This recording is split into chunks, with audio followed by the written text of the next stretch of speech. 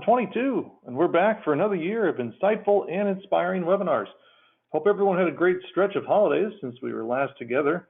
And if you're looking for holidays, well, you've come to the right place. You might not have thought today was anything, but that is not correct.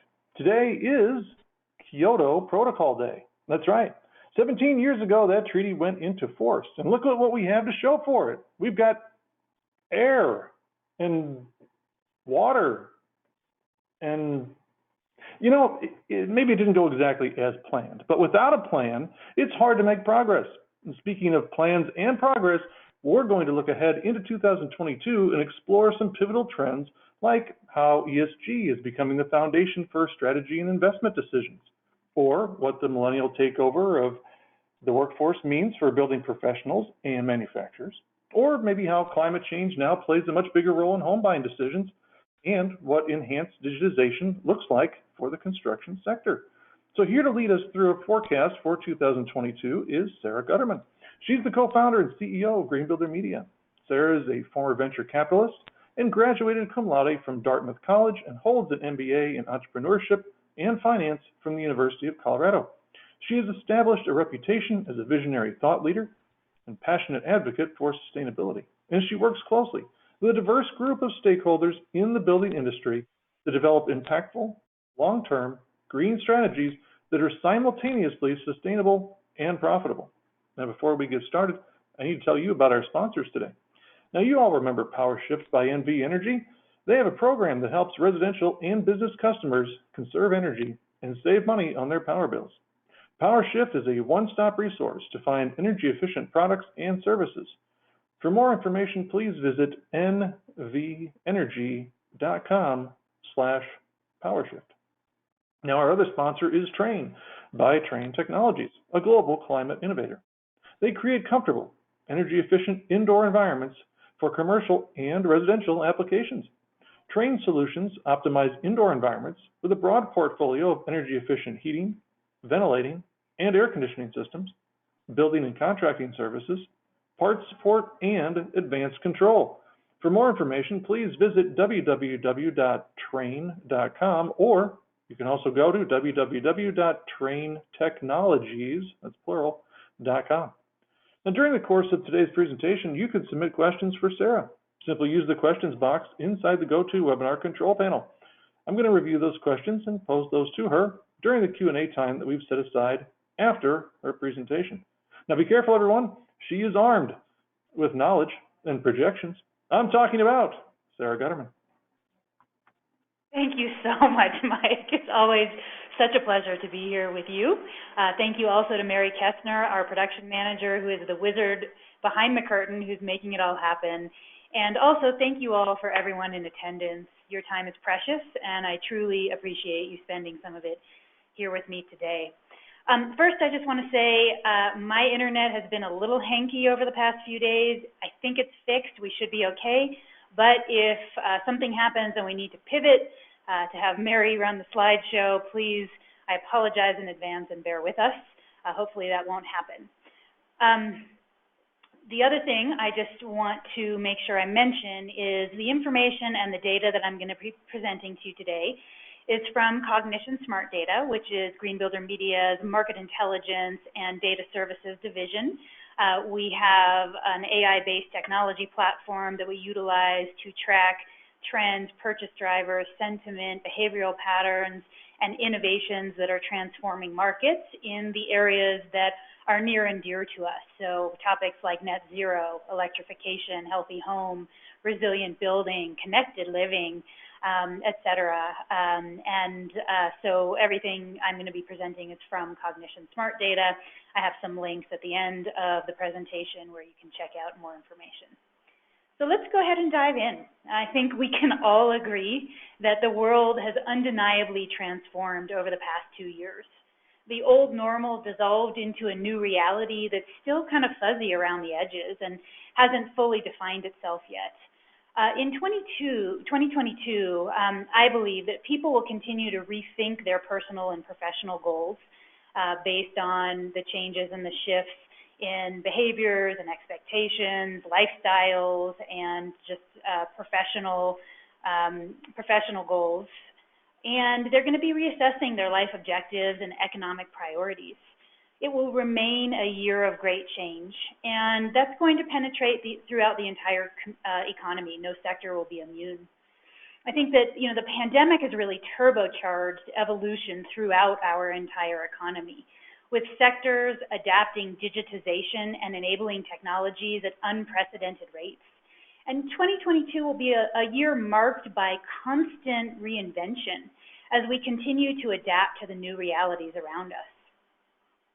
In the business world, the relationships between companies, employees, stakeholders, and customers have been forever altered, with ESG quickly becoming the foundation for strategy and investment decisions. And millennials, they're taking over the workforce. They're almost 3/4 of the workforce at this point.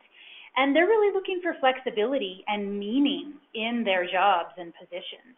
And they're choosing to work for companies with aligned values and innovative, productive, and nurturing environments.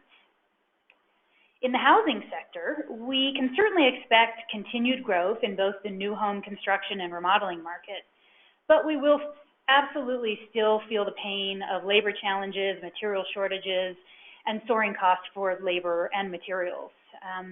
Sky-high home prices, which reached over $415,000, which is a really historically high level last year for an average American home, will continue to rise, even though I do think that meteoric growth will be mitigated and will moderate a little bit this year. Certainly healthy home was the belle of the ball with respect to COVID. That was one of the silver linings of the pandemic, and that will remain front and center. And there will continue to be a growing demand for net zero, all electric, resilient, healthy, and connected homes. So let's go ahead and dive in, and I'll unpack that summary of what I just said. I think that 2022 is going to be a marked tipping point that shows that we are truly shifting to the decarbonization economy. And I believe that is because more people than ever understand that we're in a climate emergency. I think, if you look at all of the climate research from scientists, you know that climate change is unequivocally here. It's being felt, and really the worst is yet to come, right? Human-induced carbon dioxide emissions are the main driver of intensifying climate change, and we need full-scale elimination of greenhouse gas emissions to keep global warming under 2 degrees Celsius, ideally 1.5 degrees, and if we surpass that threshold, we will encounter irreversible impacts that will lead to widespread species extinction and ecosystem collapse. That's pretty much the summary of it. And if we remain on our current trajectory, we will reach a 2-degree warming in a shockingly short 5 years. Now, fortunately, we all know that things are changing due to governments across the globe, companies, consumer demand, so those impacts will be mitigated. But, there's a bit of a conundrum, right? There's a desperate need for climate action, but there's still anemic efforts. So despite intensifying forest fires and floods and extreme weather events, there is a surprising lack of urgency with respect to climate action. One of the big areas that will potentially impact climate action is the Bipartisan Infrastructure Investment and Jobs Act, which will begin to be deployed. The funding will be deployed starting in 2022. So that should provide significant support for carbon emissions reductions and resilience. Certainly there will be support for everything from the electrification of fleets and the augmentation of electric vehicle charging stations to increasing the intelligence and resiliency of grids, to the widespread adoption of renewable energy. It's still a question, though. How will those funds really be implemented? I'm hearing a lot from my friends in the public sector at entities like DOLA and OEDIT and EDCC, different economic development organizations, that, all this money is coming down from the federal and state level, but there are still a lot of questions about how those funds will be deployed and who will benefit from that. We do know that at some point, though, when those funds start flowing, there will be some kind of a positive impact on infrastructure and sustainability.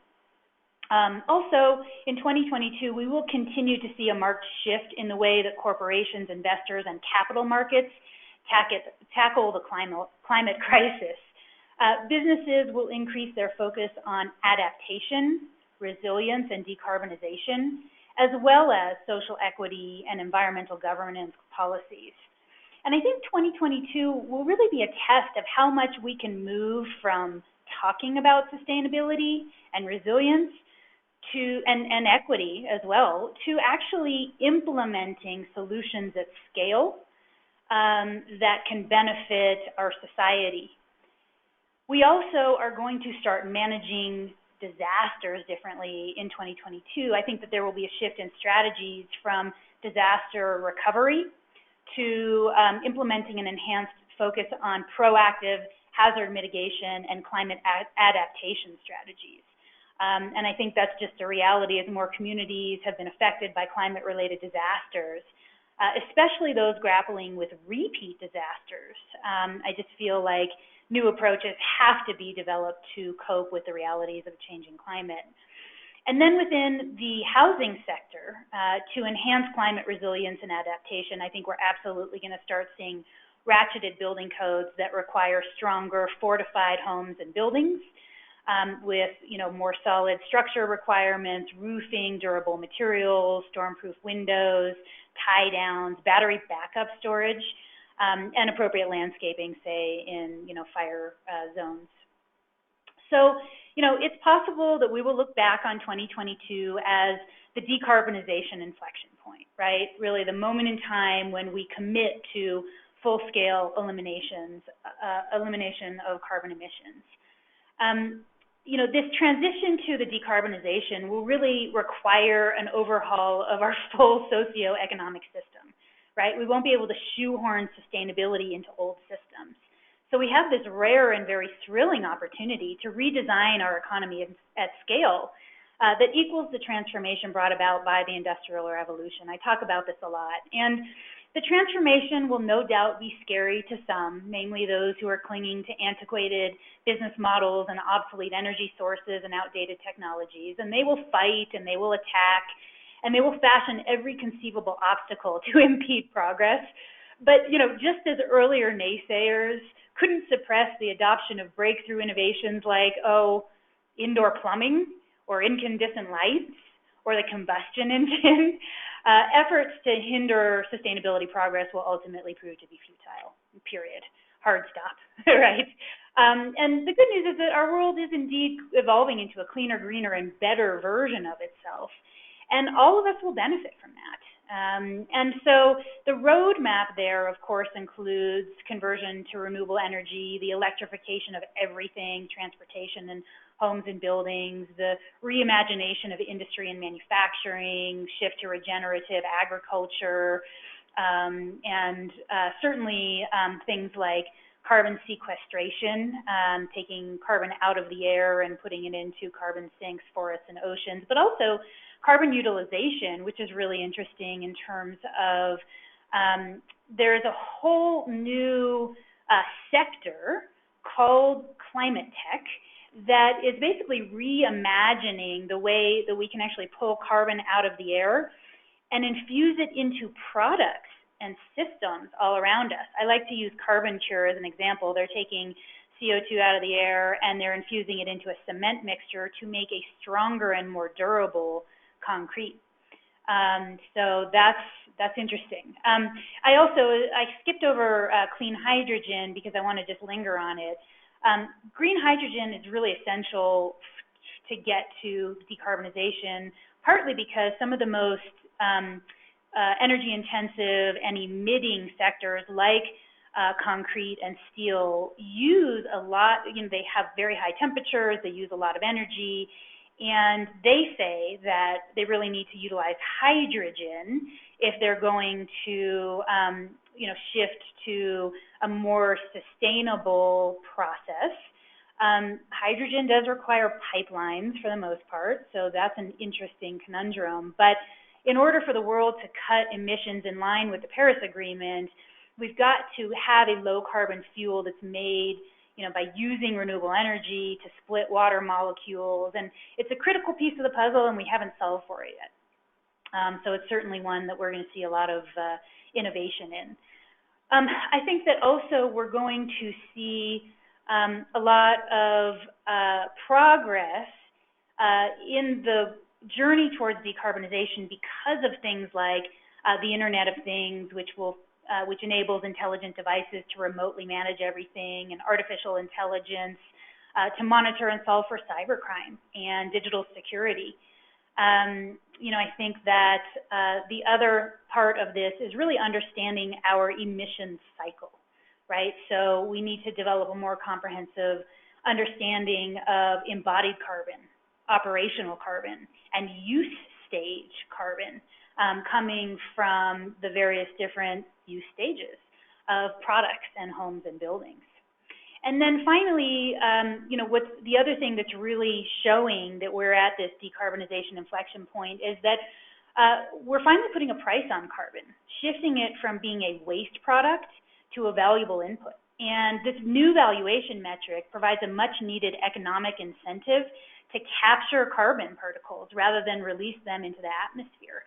So that motivates utilities and manufacturers to develop innovative ways to profit from converting carbon into a useful input material. Now, carbon tech, it used to be called clean tech, then climate tech, but the kind of cachet term that venture capitalists are using now is carbon tech. And there's this paradigm shift that's taking place right now where private capital perceives climate technology as a promising investment opportunity. In fact, a lot of the unicorns that are projected for 2022 and over the next couple of years are in this carbon tech sector. And nearly $90 billion has been poured into climate tech investments over the past 2 years, which is great. With that said, another 130 trillion has been pledged by fund managers, banks, pensions, and other asset owners to finance the transition to net zero energy, water, and carbon. And so, while there is momentum, there's still a lot to be done.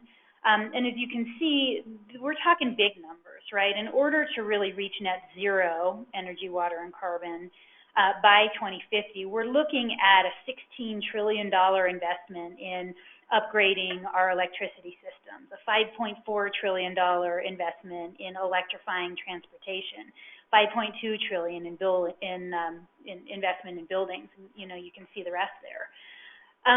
So investment in emerging climate technologies will absolutely be critical to the climate change, solving for climate change and the decarbonization transformation. And, I think that there are some essential climate technologies like solar voltaics and electric vehicles that have already become price competitive and have eliminated early adopter investment risk.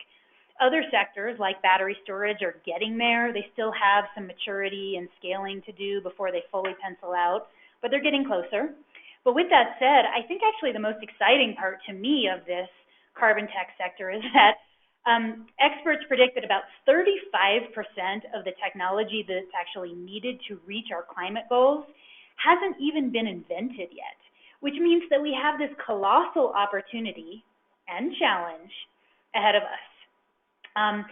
There are 5 sectors in our economy that collectively are responsible for over half of our greenhouse gas emissions, and that's power, transportation, steel, hydrogen, and agriculture. So to be sure, these sectors will receive major investments from private investors as well as some of those ARPA funds that I mentioned earlier. And I think that there will be a lot of public-private partnerships that will drive the development and adoption of electric vehicles, clean energy, smart grid technologies, advanced controls, even things like vehicle-to-grid technologies and high-performance materials that sequester carbon.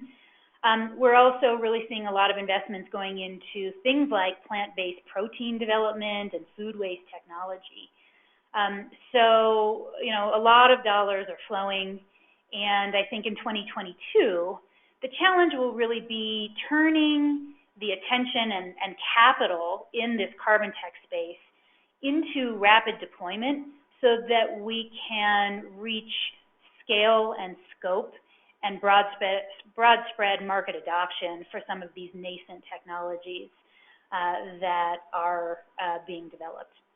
Additionally, I think getting to the 130 trillion, some say 150 trillion that we actually need in investment that we actually need to hit our climate goals. That's a lot of money. The good news is that we're seeing just incredible and widespread innovation with this new wave of carbon reduction technologies that are capable of, as I mentioned, capturing and embedding large amounts of carbon into the products around us.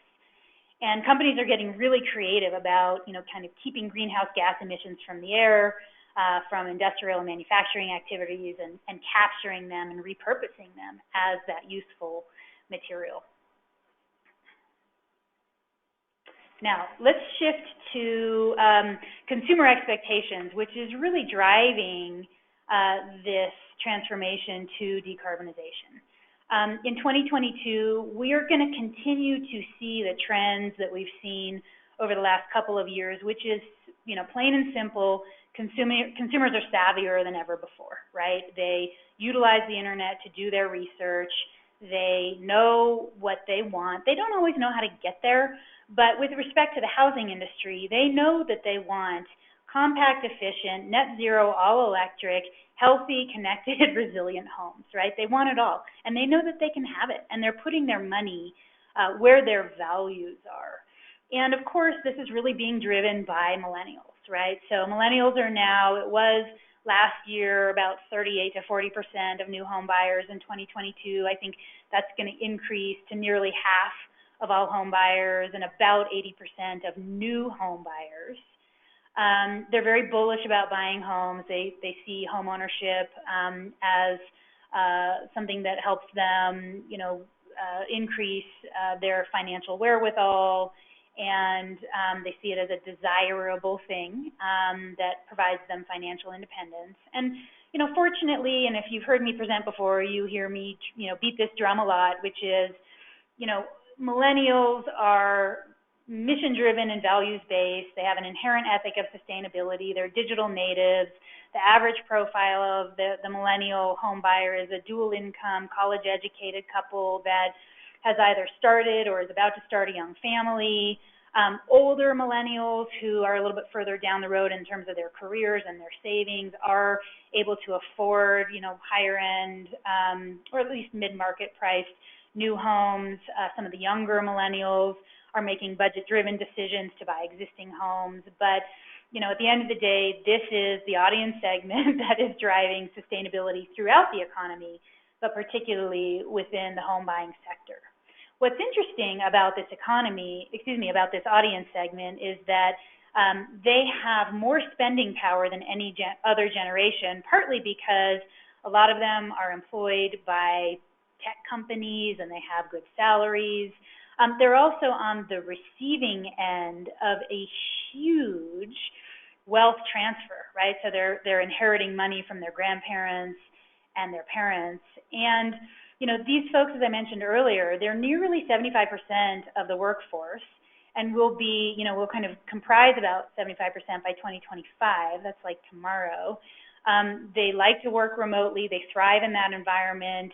And if you think about their values, they're bringing those not only to their homes, but into their businesses as well, right? So they do prioritize purpose over paycheck. They want to contribute to social justice and purpose. They value deep relationships. So all of these things are impacting not just how we build, how we create products, but how we create company cultures as well.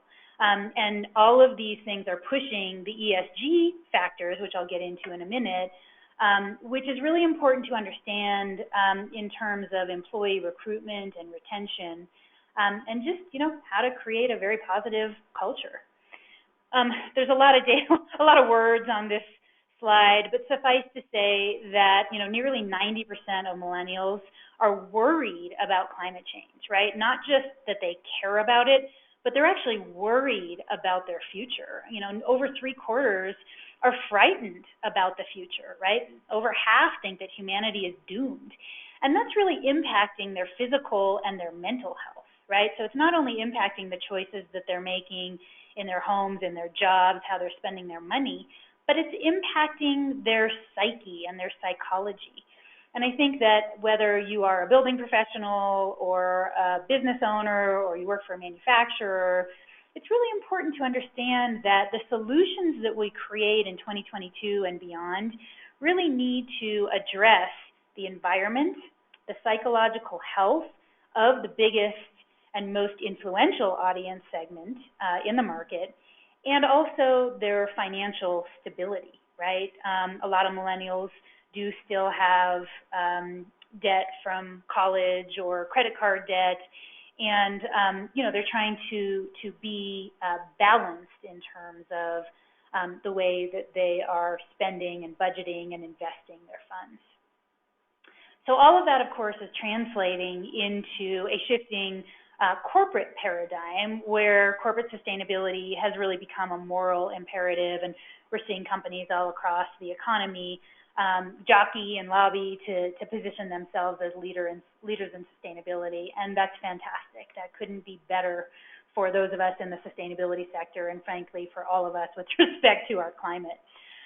You really can't go anywhere anymore or read anything anymore about business without bumping into ESG, right? So environmental, social, and governance business strategies.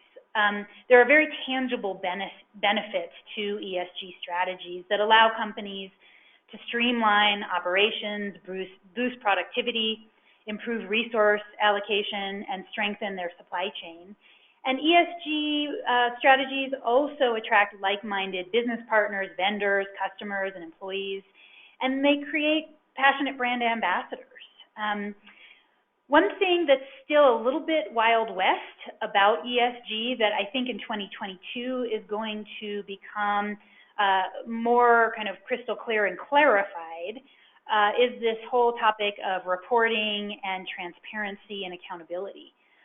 Because I think that companies starting this year and into the future that fail to respond for growing and mounting demands for transparency and accountability, most commonly by providing inadequate data that back up claims, will face serious financial, legal, and reputational risks.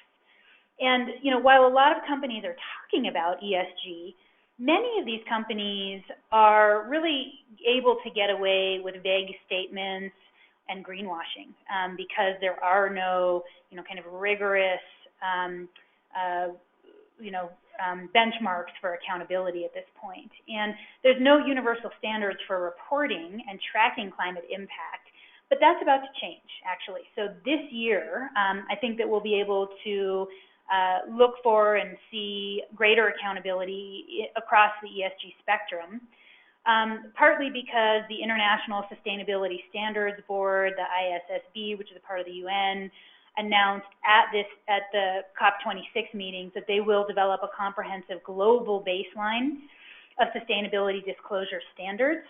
And then here in the US, the SEC is proposing new regulations for companies to publicly disclose their climate risks. And so I think that it won't be enough to say anymore that, a company has a carbon neutrality program. But I think in 2022 and beyond, again, there'll be greater accountability and there'll be a greater demand for regeneration as well. I think that, 20% of the 2,000 largest publicly listed companies in the world have committed to a net zero strategy. However, many of these companies, have, again, vague claims, and I really do think that this will be the year that changes. I think also that the S factor in ESG is going to emerge this year as something that is going to be a little bit more important and emphasized. It's partly because countries like Germany actually just recently adopted a new supply chain law that requires companies to ensure human rights standards at all tiers of their supply chains. The UK provided a clear-cut methodology to calculate the pay gap between male and female employees.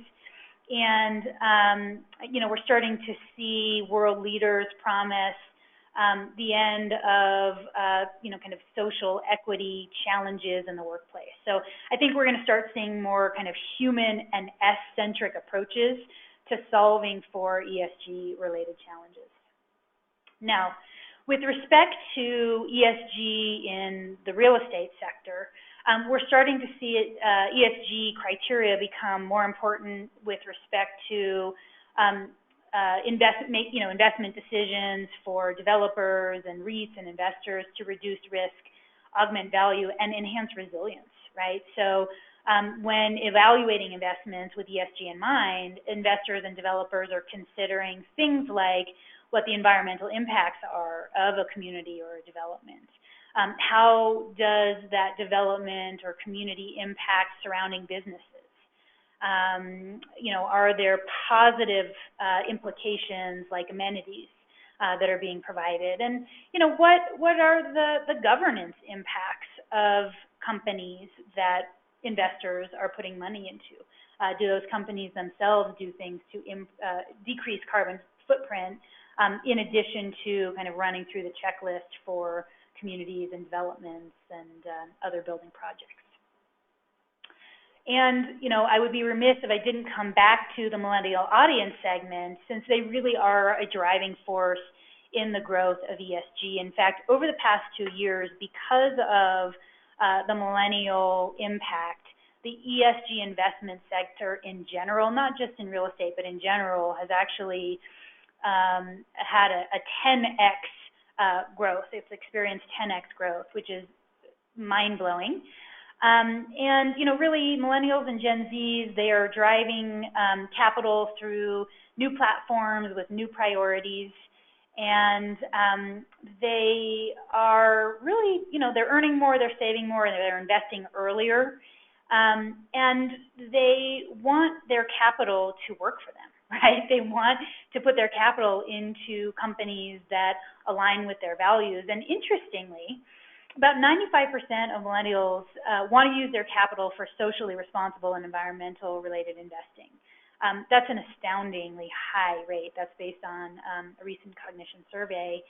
And 2/3 of this group actually own stock, and about 60% of them say that they've sold stock when a company is not serving the best interests of our society or our planet. So they really are driving the ESG investment sector.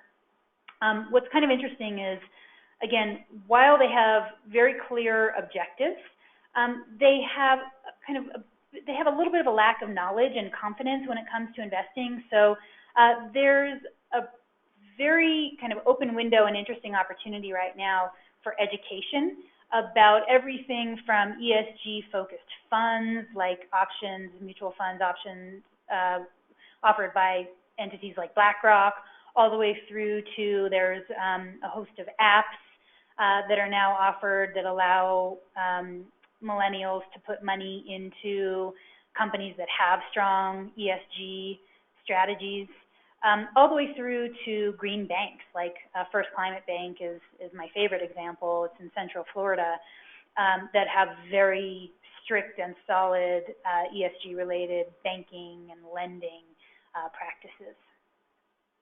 Now, let's shift to the housing market forecast. You know, as I mentioned, in 2022, we're going to continue to see people reassessing their goals and their objectives and, you know, their expenditures. Fortunately, we do anticipate that some supply-side pressures will ease and that the growth in inflation will moderate, even though we will probably see continued inflation. We'll also see continued financial growth and about a 4% increase in GDP. So this is kind of general economic outlook. In the overall building products market, we're looking at about a 2.3% growth in the professional sector and you know, growing throughout 2025. So I think that, you know, we'll continue to see strong growth just overall in the economy. Within the housing market in particular, despite continued supply chain challenges and high home prices and labor issues, the housing market is expected to maintain solid growth in 2022. So home sales are expected to increase by another 6.6%, and home prices are expected to rise by about 3%. The gradual uptick in mortgage rates from about 3% to about 3.6% will make affordability a consideration for home buyers. And even though inventory will remain tight, demand from millennials and Gen Zs will keep the market competitive and fast-paced. We do anticipate that builders will continue to ramp up production and that single-family starts will increase by about 5% over the course of the year.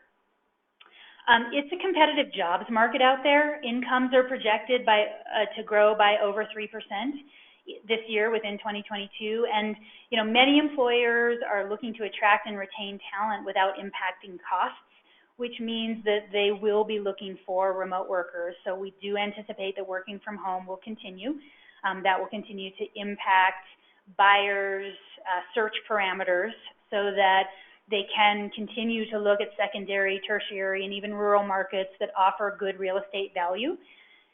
And so we do think that the kind of de-urbanization trend will continue. And in 2022, more than ever, we believe that climate change considerations will drive home buyer decisions as natural disasters and extreme weather events continue to increase in frequency, and also as insurance providers cease to provide coverage in areas that are prone to wildfires and flooding and sea level rise and tornadoes and other natural events. That's going to have a big impact.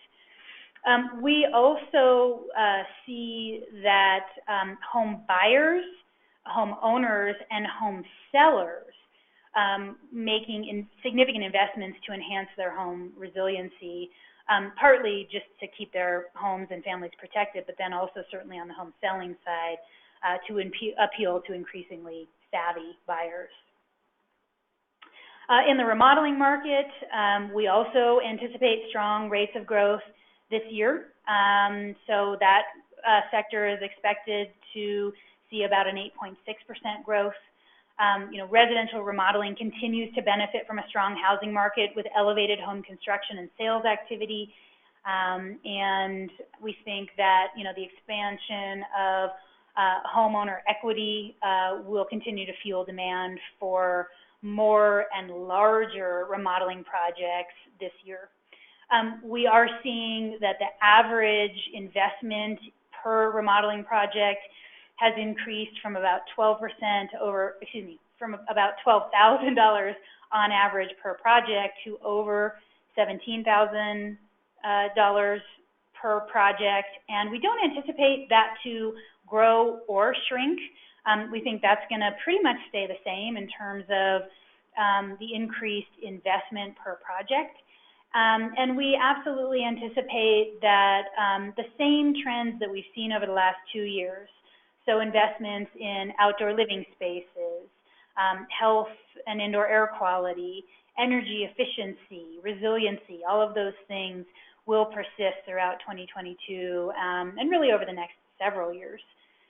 And millennials are leading the charge here as well. Nearly 80% of millennial homeowners, when surveyed, indicate that they plan to remodel, do at least one remodeling project in 2022. So certainly high levels of activity. And over half of those respondents say that they're going to invest in projects that enhance the sustainability of their homes. Now, general remodeling projects that we're watching, of course, home offices, outdoor living areas, enhanced storage, kitchen and bath remodels, those are always kind of the leaders, but, certainly transforming any kind of space, particularly garages into flex spaces, has been a hot trend over the last couple of years, and we anticipate that will continue into, over the course of the next year or two. With respect to sustainable remodeling trends, we're seeing, an uptick in everything from installing solar and heat pumps, more efficient appliances, lighting, controls, some of the bigger projects, of course, like replacing windows, And then we're seeing a lot of indoor air quality retrofits, so range hoods, vent fans, proactive IAQ systems, and then leak detection and water monitoring systems. Those are some of the leading sustainability-related retrofits we're seeing. When we survey our millennial audience, three of the biggest ones out of this big list, one is solar. They're really, bullish on solar. Two is induction cooktops. They don't want to burn gas in their homes. In fact, they literally say, "Why would I burn gas in my home?" Like, they get that. So they're shifting to induction cooktops, and then vent fans, range hoods, and IAQ systems, proactive IAQ systems that can track various different toxins and CO2 and VOCs in the home, and then proactively turn on ERVs or vent fans or range hoods. That's something that is a high level of interest within our millennial audience. We also anticipate the continued growth of the build-for-rent market. This has been and will continue to be one of the hottest segments in the housing market, partly because there are a lot of people that want to buy a home, and with these high home prices for both new and existing homes, they just can't afford to. Particularly younger millennials and older Gen Zs that are saddled with student loans and credit card debt or lack of substantial savings, they just can't afford a down payment. So while 92% of that audience segment consider homeownership a good investment, about 48% say that they have to delay buying a home because of the affordability issue and because of debt, which means that this will continue to be an influential audience segment moving forward because many of them are sitting on the sidelines right now, but ultimately do want to buy a home. Others just like the flexibility of renting a single-family home in a community that has amenities that they like walking trails and community gardens without having the burden of home ownership and operations and maintenance. And then, of course, since housing inventory is so low, a lot of potential home buyers just can't find a home that they want to buy. I do think that this year we're going to see increased regulatory efforts directed at the housing market that provide rent control policies. These are questioned by economists, but I do think that we are seeing policymakers and regulators trying to get their arms around the affordability issue, and I think that one of the ways that we will see that this year again is in rent control policies. Now, let's talk about the enhanced digitization of the building industry. I like to say, and I know a lot of folks have kind of brought up the fact that the building industry, it has historically been second to last with respect to adopting enabling technologies to create efficiencies, and it's only above hunting and fishing. So clearly, there is a lot of opportunity to digitize and automate the building industry. And particularly because rising construction costs and labor shortages are forcing the construction sector to innovate. And stricter regulations are also contributing to demand for reduced margin of error and waste. And so, I think that the way that the construction industry in general has done business has changed over the last 2 years because of COVID, from scheduling to closing projects to hiring workers to meeting with clients. And, COVID has really shifted the way that I think people in the housing sector, building professionals, view new technology. I think there's a much bigger appetite now to adopt enabling technology to not only bid and win projects and increase profit margins, but also to look at keeping employees safe. So, first, I think we're going to see a surge of technologies that enhance protection. So some of these might include wearables like goggles and vests and other things that can either keep, can monitor an employee's whether it's a heart rate, or it can inform an employee if there's a fire or a storm nearby, or it can reduce noise pollution, but wearables that keep employees safe. I think we'll also see sensors that detect noise, heat, et cetera, that can provide warnings to evacuate job sites or to move equipment in the case of an emergency.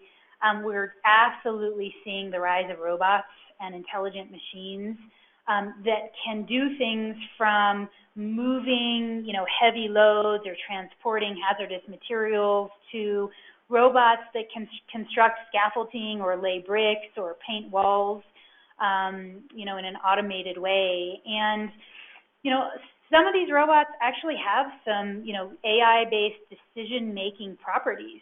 A lot of them just help facilitate transferring heavy, dangerous labor from humans to the robots, thereby keeping humans safer. So they're not intended to kind of take jobs away, but rather they're intended to free up people from, again, those more dangerous and hazardous job functions. We're also going to see a rise in blockchain technology. And this will be in the form of smart contracts and also enhanced accountability, so that parties, whether they're signing contracts or whether they are engaged in a project and they need to see the flow from one vendor to another, delivery tracking systems, transportation tracking systems. Blockchain is a technology that basically seamlessly connects all parties within a particular project so that there is totally transparent accountability and enforcement. And at the end of the day, this really helps take away ambiguity. It makes everything, again, from material procurement and sourcing all the way through to delivery, fulfillment, on-site job practices, and labor tracking.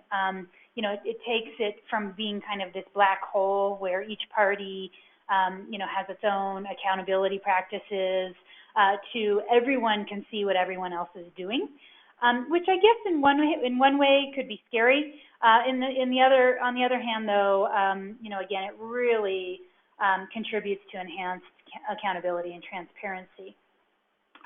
We're also seeing a huge increase in drones, and I think that in 2022 we're going to continue to see drones being used for everything from tracking and mapping, projects and large areas over long distances, to looking at job sites to see how contractors can prevent injuries and secure equipment, and then just manage equipment in general. We're also seeing an uptick in the adoption of augmented reality, which is interesting because when deployed on a project, it can offer real-time project planning, communications, decision-making, so like in this picture, augmented reality can show walls and beams and structural elements, and whether it's contractors or builders or architects can make real-time decisions about enhancing the durability and the design and the functionality of those structures right there on site. We're seeing other enabling technologies like BIM or building information modeling, remote access apps, and just project management software in general. Those are all things we're going to continue to see increase in adoption and usage in 2022. Now, shifting to specific housing market trends. We'll continue to see off-site construction, panelization, and prefab gain in momentum, and that is really because of the trifecta of labor challenges, material shortages, and soaring prices for materials and labor. Also, quality control. That's another thing that off-site construction, prefab, panelization, alternative building envelope solutions like SIPs and ICFs can solve for. So we'll see that in part and in full. And what I mean by that is We're seeing more and more builders say, we can't build, kind of stick build on site anymore. It's efficient, it's costly. I have to wait too long for materials. They're looking for options, whether it's panelized wall systems or whether it's full-scale prefab homes delivered on site that are white labeled. We're really seeing, I think we're right at kind of the point, the inflection point in that hockey stick where I think 2022 is going to bring major change in that sector. Of course, net zero, we're shifting net zero. The built environment is one of the most conspicuously consumptive sectors of our economy and has a tremendous impact on carbon and other greenhouse gas emissions. I think we all know at this point that buildings in the U.S. account for 40% of our nation's total energy use, 70% of our electricity use, and 40% of our total emissions. And on a global scale, it's expected that 2 trillion square feet, which is equal to the built environment of New York City, will be constructed every 35 days for the next 35 years, which makes getting to zero an absolute imperative. And, while the UN avows that emissions from buildings must be reduced by 50% by 2030 and 100% by 2050, we have a really long road to travel because not even 1% of existing buildings are considered net zero carbon today. So we are going to continue to see a massive shift towards zero. And, fortunately, this shift is happening irrespective of location, climate, and political jurisdiction. We're starting to see the ROI of net zero energy homes pencil out, yielding quick payback periods for energy efficiency upgrades, but also offering enhanced experiences for occupants and lowering ongoing operations and maintenance costs and providing higher resale values.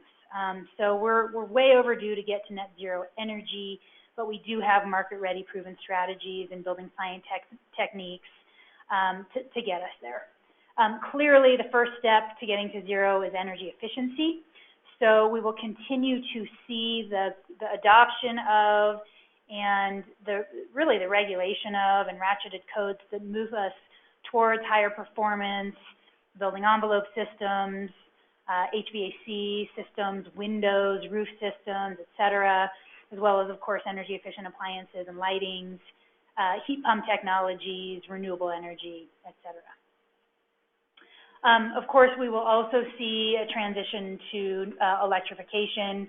I think there are now over 40 municipalities in California that have created codes that ban natural gas hookups or provide incentives like density bonuses for builders and developers who go all electric. And we're starting to see other cities in states like New York, Massachusetts, Oregon, Texas, New Mexico, Colorado, Washington, even Louisiana that are following suit.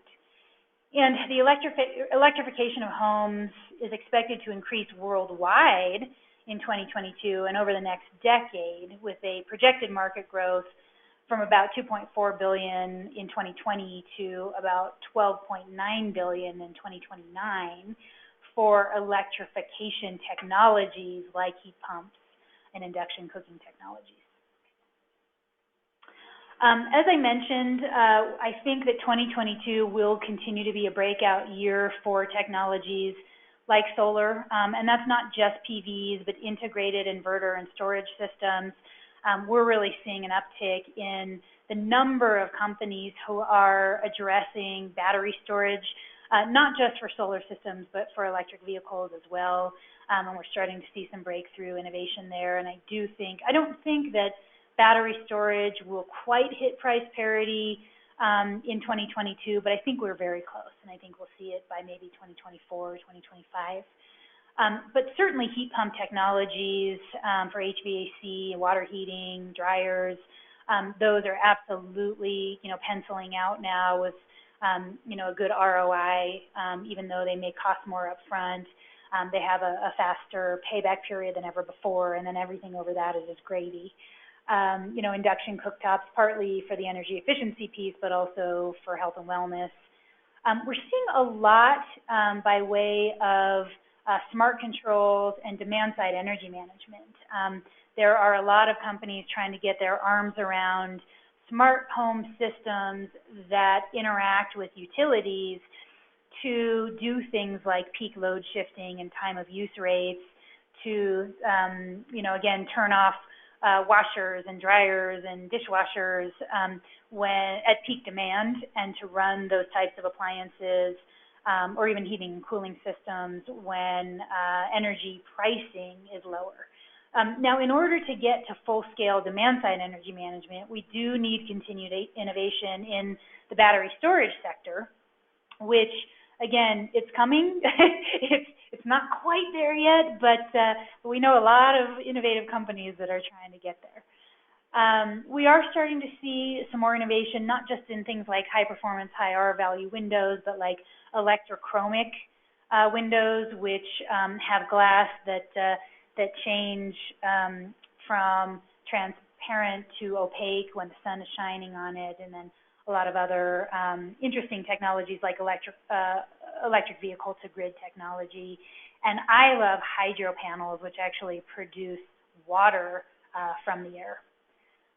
Indoor air quality will continue to be extremely important in 2022 and beyond. In fact, our cognition surveys show us that healthy home is now as important to millennial home buyers as location. That's never happened before. And IAQ is really a must-have. It's just a must-have for home buyers, for millennial home buyers. And again, that's relatively new. The other thing that's happening in the healthy home space is that the definition of healthy home is really continuing to expand. So not only is indoor air quality a fundamental pillar of healthy home, but sanctuary spaces, the ability to have appropriate flex spaces or dedicated spaces for, Zoom calls and webinars, surfaces that are easy to clean, things like ergonomics in this new era of remote work. And just, having spaces that contribute to healthier lifestyles and lifestyle choices. Those are all part of the healthy home equation. Now, let's talk about water, because if any of you have ever heard me present, I love to pound the water drum or beat the water drum, because it is the topic of our moment, truly. The World Resources Institute says that 2/3 of the global population will live in water-stressed areas by 2025 because of climate change. And in the U.S., skyrocketing population growth in water-parched areas, namely, say, in the Southwest and West, in states like Nevada and Arizona, even Texas and Colorado, are really taxing our water supply. And these areas are already experiencing dramatic shortages, and they're expecting somewhere between a 30 to 100% growth in those southwestern and western states, even the Mountain West states over the next 5 to 10 years. So we're starting to see stringent water policies and regulations, pricing structures, and drought contingency plan requirements to solve for water. And I like to say that anyone in the building industry, whether you're a building professional or a manufacturer, whether you live in a home or really whether you breathe, you need to be paying attention to water. And so fortunately, we do have a lot of innovations in the space, everything from, low flow fixtures, which, can substantially reduce water flow by, 30 to 70% in a home. I think some of the more innovative products now, like leak detection and water monitoring systems, also play a pivotal role, automatically shutting off water when leaks are detected to save water and also to protect homes. We're seeing, a surge in smart irrigation systems that can monitor soils and water appropriately rather than just, having an on and off switch. And other water innovations include things like on-demand hot water recirculatory systems that can be turned on with a switch. Of course, rainwater harvesting systems, atmospheric generators like the hydro source panels that I mentioned, et cetera. As I mentioned earlier, resiliency is also going to continue to be a huge push in 2022 and beyond. So look for ratcheted codes that not just advocate for, but require some of the things that are listed on this slide. And then, finally, I think, where we need to go in 2022, where we are going, is moving from net zero energy and even net zero energy and water to net zero carbon. And that goes back to what I said earlier, which is really understanding the, full carbon cycle for materials and for construction projects themselves. There are some experts in the industry that are pushing for what's called a zero code. You can see, some of the elements of that. It's pretty extreme, but it's not out of the question. I mean, there are already states and municipalities that are adopting the zero code.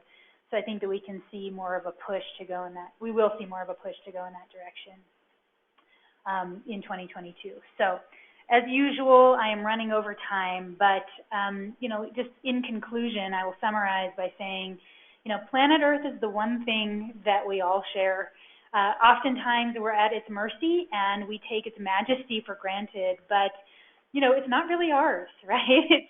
We hold it in trust for our children and our grandchildren and all of los animalitos, or the other species, and all of those other species and humans that will come after us. And, right now, make no mistake, we are in a pivotal, defining moment, and it's really up to us to decide whether this becomes an awakening or an opportunity lost, because all of us are responsible for the shaping of our society.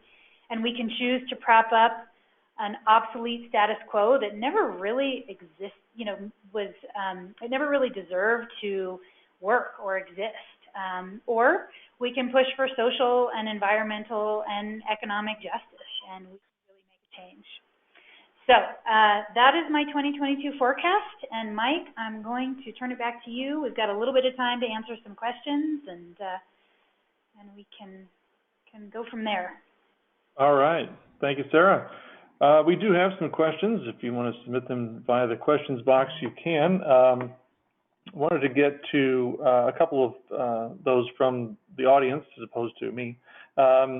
Lori made sure to mention that the White House recently announced a low carbon initiative as well. I didn't know if you had any thoughts on that announcement and what they want to do. Yeah, I'm delighted. I think that all hands are needed on deck. I think that the White House, as we know, can implement a tremendous amount of change on its own. And I think that, certainly the Biden administration is light years ahead, frankly, of any other administration to date. I think that there have been other administrations that have endeavored to implement climate plans and climate action and have just been paralyzed because of a variety of reasons and dynamics. But I do think that the Biden administration is going to be successful to a certain extent in their climate goals and climate strategies and climate plans. With that said, we've all seen how paralyzed our elected officials in Washington, D.C. Have become for a variety of reasons, and the executive branch has a certain level of, again, flexibility and ability to implement strategies and invest technologies. And I think, again, the Biden administration will do that, and they will absolutely move the needle. I don't think that their activities and actions and investments alone will get us where we need to be. I think that the bigger push has to come from the private sector, from innovation, from market available and market priced products and technologies, and from things like carbon pricing, where we actually shift CO2 from being a wasteful and harmful gas or a waste product to being a valuable raw material. We have a kind of a funny question from Drew. He says, how do millennials save money on induction when they don't cook?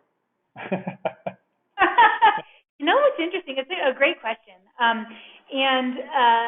So we started surveying our consumer audience, our full consumer audience, millennials, and full scale of age ranges. At the beginning, we started surveying them 17 years ago, but we started asking a certain set of questions at the beginning of COVID, and we've been asking those questions over the course now of the past 2 years. Can you believe it? And interestingly, at the beginning of COVID, and not surprisingly at all, the number one response that our full audience, including millennials, gave us when we asked the question, how has your lifestyle changed? The number one response was that they are cooking more. Now, that's changed to they're exercising more, they're spending more time outside, they're more aware of their indoor air quality and energy efficiency in their homes. And then I think they're cooking more is like right after that. But interestingly, when we compare the response of those responses within our millennial segment, there are more millennials that say they're still cooking from home more than other age groups. I don't know if that came out well and if that made any sense, but they are still cooking more. Forced to learning COVID, for better or for worse. Joyce had a question. She said she heard that blockchain technology is a huge power drain. Do you know if that's true? So it's not so much blockchain. It's actually crypto technologies is the power drain, because that crypto technology, cryptocurrency, is what uses these massive data centers to mine the cryptocurrency. And it's interesting because there are actually certain crypto technologies that are more energy intensive than others. And I actually am literally writing a blog that will be posted tomorrow talking about kind of ESG investment essentials. And I write about cryptocurrency, and basically there are, as I said, there are certain, so some of the traditional cryptocurrencies like Bitcoin, Ethereum, and Dogecoin are highly energy intensive. There are some greener crypto options. Cardano and Nano are two examples of those. And so there are certain, oops, I think I just got kicked off my screen. Oh, there we go. So I think less blockchain, more crypto on that highly energy intensive and there are now some greener crypto solutions. Gotcha. We had another question from Drew. He wanted to know, are there any vehicle-to-grid systems that are currently available to homeowners? So, yes, although they're nascent and emerging. One is the Wiser Home Energy Management System by Schneider Electric. And they have an ecosystem that enables electric vehicle chargers to communicate with utilities. Again, let's call it an emerging technology. I think that they're working on developing and enhancing it, but it is in the market today. There are some vehicles, I think we've all heard about the electric Ford F-150 that has some vehicle-to-grid capabilities and can, power a home in the case of emergencies, or can power tools on a job site. So we're starting to see that vehicle-to-grid technology, not just at the charging level, but actually integrated into vehicles, and we're going to see more and more of that. And then